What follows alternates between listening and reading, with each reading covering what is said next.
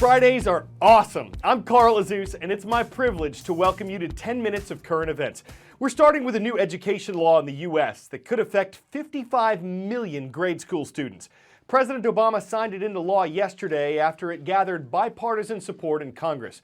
It's called the Every Student Succeeds Act, and it replaces the controversial No Child Left Behind law passed in 2002. What will stay the same? Mandatory testing and an emphasis on test scores to indicate groups of students who are failing. What will change? Power will return to states to decide what to do about schools with failing or underperforming students. The president of the American Federation of Teachers called the new law a course correction, saying it moves toward a policy where states have more authority in educating children. Critics are concerned that without the government overseeing them, states may be less willing to fix failing schools. We cannot stop what we cannot see. A quote from U.S. Representative Mike McCaul. He's talking about encryption technology and how it could help potential terrorists keep their plans secret. Officials aren't certain if encryption technology was used by the terrorists who recently targeted a holiday party in San Bernardino, California, or by those who carried out last month's attacks in Paris, France. But Congress is considering a formal review of the technology because there's some encryption that the government can't easily crack. Should law enforcement be allowed access to communications, and how does privacy factor in? Throughout history, coding and decoding messages has fueled wars. Take World War II. Mathematicians cracked German code created by a machine called Enigma. It's the greatest encryption device in history, and the Germans use it for all major communications. Fast forward to Arab Spring. How did protesters organize safely? Many use something called encryption. But that's also the same way terrorists might work together to plan a major attack. The whole idea is to make your messages secret. Encryption jumbles words into random numbers, letters, characters. The words only decode for the person who's meant to read them. It's this technique that sparked debate at the highest levels of government because the same tech that helps the good guys also shields the bad. And that tech is going mainstream. At the center of it all, this guy. We're out of food, honestly. And the means to cook it? Yeah, we're out of stove fuel. Caught fish today. His name is Moxie Marlinspike. It sounds made up because, well, it is. He's a world-renowned hacker, and he's obsessed with your privacy. He won't tell you where he's from or really anything about his past. But everyone, from secret agents to whistleblower Edward Snowden, looks to what he has to say on one topic: encryption. If I share photos online with my friends, my intention is to share it with those friends. It's not to share with, Twitter the company or Facebook the company or the government. Moxie built an app called Signal that makes encryption easy to use. His tech is also used by WhatsApp, the messaging service owned by Facebook.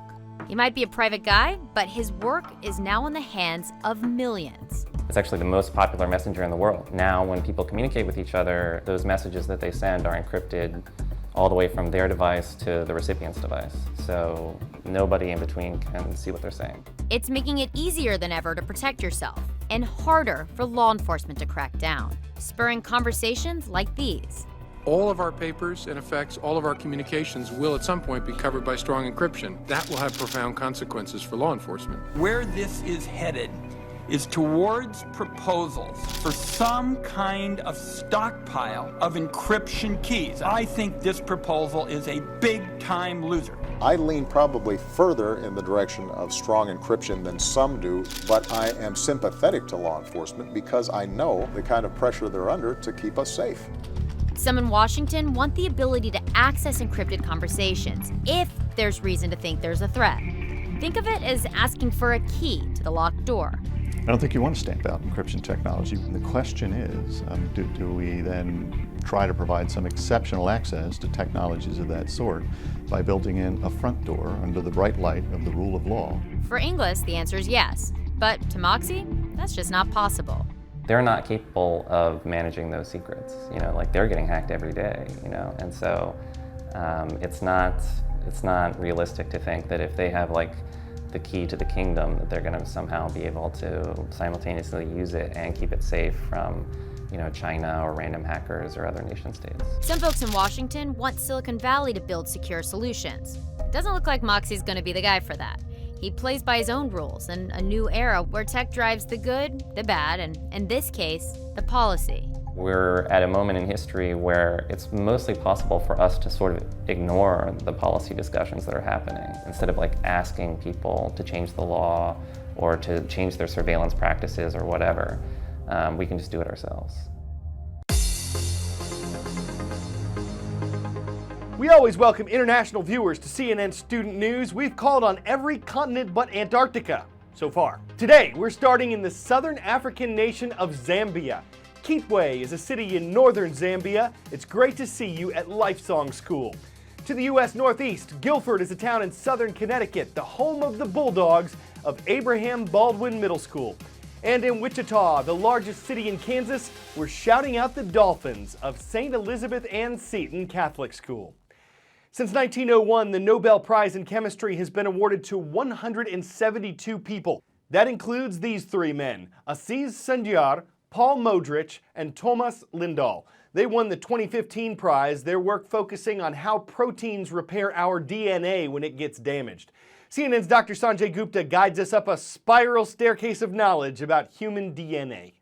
DNA, deoxyribonucleic acid. It's the genetic formula that tells your cells how to build you into you, and no one else. Think of your DNA as four Legos that like to play in pairs. A and T, C and G, along a spiral staircase called a double helix. Those pairs form building blocks of code called genes. They become the blueprint for your hair, eyes, body shape, and everything else that makes you unique. You have over 20,000 genes, created from about 3 billion pairs. So it's easy to see why no other human will have the exact same pattern of DNA. Unless, of course, you have an identical twin. Each cell in your body has about 6 feet of DNA. Unravel them all, and your DNA would stretch from here to Pluto 18.5 times. But to live inside each cell's microscopic nucleus, each long strand of DNA gets wrapped up like a noodle into 46 chromosomes. You got those chromosomes from your parents, 23 from dad, 23 from mom. There is one from dad that is special.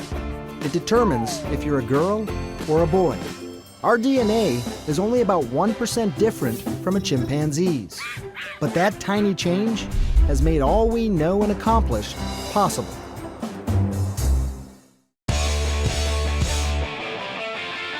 When you're a bulldog, life is just amazing. You could ask Dr. Moore at Bluffton Middle School, or you could just watch this. Forget the bulldog on a skateboard, this one can drive. Keeps the windshield clean too. Maybe he should just fold it down. You can do that with a Jeep. What's amazing about this, besides the fact that it's a bulldog that can drive, is the fact that he goes for quite a while without hitting anything. Even the mailbox escapes a collision. So while other dogs are chasing cars or barking up the wrong tree, dogging the neighborhood cat, or driving their owners crazy, this one's on a transmission. He's keeping it wheels. It's time for us to scoot. I'm Carl Azuz. Hope you have a great weekend.